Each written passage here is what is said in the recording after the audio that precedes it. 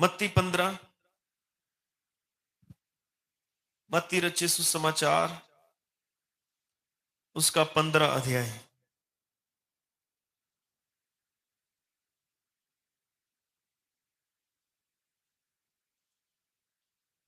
जिनके पास बाइबल है मत्ती 15 अध्याय लेंगे।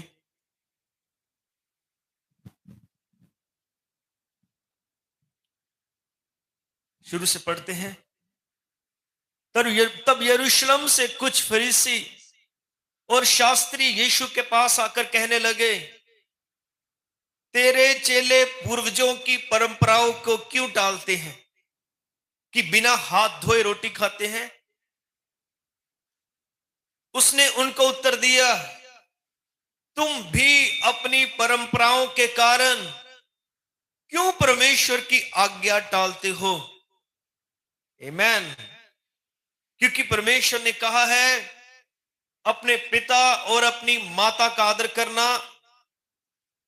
और जो कोई माता पिता या माता को बुरा कहे वह मार डाला जाए।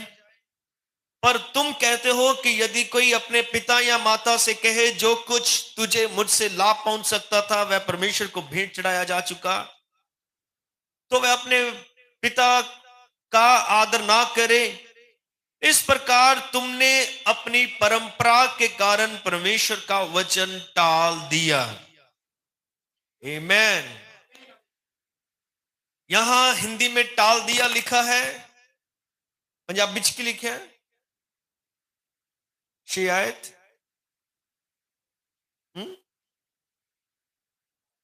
अकार्थ कर देता। इंग्लिश में है, Thus have you made the commandment of God of none effect by your tradition। क्योंकि तुमने अपने बाप दादाओं की परंपराओं को इस तरह से लिया कि तुम्हें परमेश्वर के असली वचन से भी ज्यादा अपने बाप दादाओं की परंपराएं ठीक लगी। और जब तुमने परमेश्वर के वचन से पहले परंपराओं को आगे रखा, तो तुम्हारे लिए वो वचन इफेक्टिव नहीं हुआ। आप समझे? तुमने वचन का इफेक्ट खत्म कर दिया। ये जो वचन प्रभाव डालने वाला वचन था, क्या विश्वास करते हैं यीशु मसीह परमेश्वर का वचन था जो साक्षात उनके सामने बैठा हुआ था? और वह वो वचन था जो दिलों को गहराई से, पूरी सफाई से एकदम शुद्ध और पवित्र कर सकता था। लेकिन वो अपने बाप दादाओं की परंपराओं पर इतना टिके हुए थे कि वे खाली हाथ धोने की बातों पर अड़े हुए थे, और जो वचन उनके दिलों के मैल और पापों को साफ कर सकता था वे उसे मिस कर गए। प्रभु यीशु मसीह ने कहा कि तुमने अपनी परंपराओं को इतना आगे रखा कि तुम्हारे लिए वो वचन नॉन इफेक्टिव रहा। मतलब वचन भी अपना प्रभाव नहीं छोड़ सका, क्योंकि तुम्हारे लिए तुम्हारी परंपराएं ज्यादा महत्वपूर्ण थी। आमीन, हालेलुया। और जब हम भी किसी अपनी धार्मिक परंपरा या रस्म रिवाज वाली भक्ति को आगे रखते हैं, तो जो वचन ने असली असर छोड़ना होता है वो नहीं कर पाता। मैं विश्वास करता हूं इन दिनों में अगर कहीं संदेश अपनी असली जगह को हासिल कर ले, तो साफ साफ यीशु मसीह लोगों में चलता फिरता नजर आए, वही काम हो, वही जीवन दिखाई दे, सब कुछ वही रिजल्ट आए। पर उसके ना होने की वजह क्या है? जैसे परमेश्वर का महान और जीवित वचन उन फरीसियों के सामने बेअसर हो गया, आज वही खुदा का वचन संदेश के विश्वासियों के सामने बेअसर हो गया। क्योंकि जैसे वो थे वैसे ये हैं। उनके लिए भी परंपराएं ज्यादा महत्वपूर्ण थी, बजाय इसके कि वचन को उस तरह से ले जैसे ये है। और इसी तरह से आज लोग फेल हैं। आमीन। ऐसी आराधनाएं चली गई जिनमें लोग ठीक होते थे, ऐसी वर्शिप चली गई जिनमें बीमार ठीक हो जाते थे, आत्मा मंडराता था, चला गया। क्यों? क्योंकि परमेश्वर को वैसे समर्पित लोग नहीं मिले। खुदा इस तरह से काम करता है कि बगैर हाथ रखे और बिना वचन के प्रचार किए भी संगीत में लोग ठीक हो जाते। पर क्यों नहीं हो रहे? उस खुदा को बेअसर किसने किया? जब बजाने वाले गाने वाले आत्मा में नहीं हो। आमेन।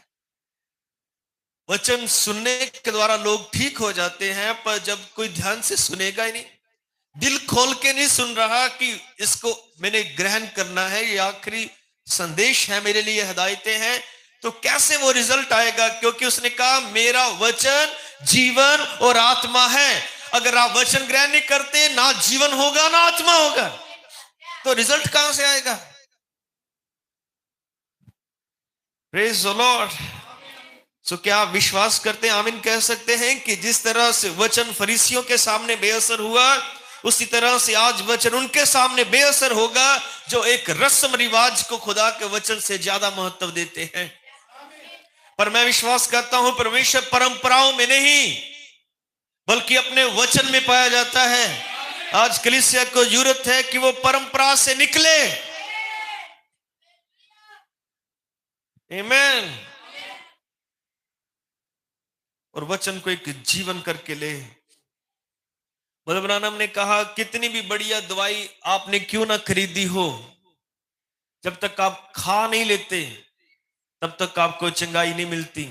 और जितना मर्जी संदेश आप सुन लो, जब तक आप आज्ञाकारी नहीं करते, आपके ऊपर इसका रिजल्ट कभी नहीं आएगा। आमीन, हालेलुया। और हम देखते हैं कि किस तरह से उन्होंने परमेश्वर के वचन से ज्यादा परंपराओं को रखा, और फिर जब वह वचन लेते भी हैं तो ये ऑप्शनल के तौर पे देते हैं। ऑप्शनल का मतलब होता है आप ये भी चुन सकते हैं, आप वो भी चुन सकते हैं। संस्थाएं परमेश्वर के वचन के आगे अपनी परंपराएं लेकर खड़ी हुई और वे फेल हो गई। खुदा का वचन जिस तरह से असर दिखा सकता था वैसा नहीं दिखा पाया। आमीन। परमेश्वर का वचन इतना प्रभावशाली होता है, यहां तक बब्रानम ने कहा अगर आपने अब तक पवित्र आत्मा नहीं पाया तो इसका मतलब साफ है कि आपके विश्वास के साथ कुछ गड़बड़ थी, आपका विश्वास ही सही नहीं था। क्योंकि ऐसा हो ही नहीं सकता अगर कोई विश्वास करे, पश्चाताप करे, बपतिस्मा ले और परमेश्वर उसे अपनी प्रतिज्ञा के अनुसार पवित्र आत्मा ना दे, अगर आपने नहीं पाया तो इसका मतलब आपका विश्वास ही सही नहीं था। क्योंकि उसके कहने का मतलब क्या है कि वचन कभी बेअसर नहीं हो सकता। वचन असरकारक है, प्रभावशाली है, लेकिन यह प्रभावहीन क्यों रहा? क्योंकि ना सुनने वालों के हृदय नम्र नहीं हुए।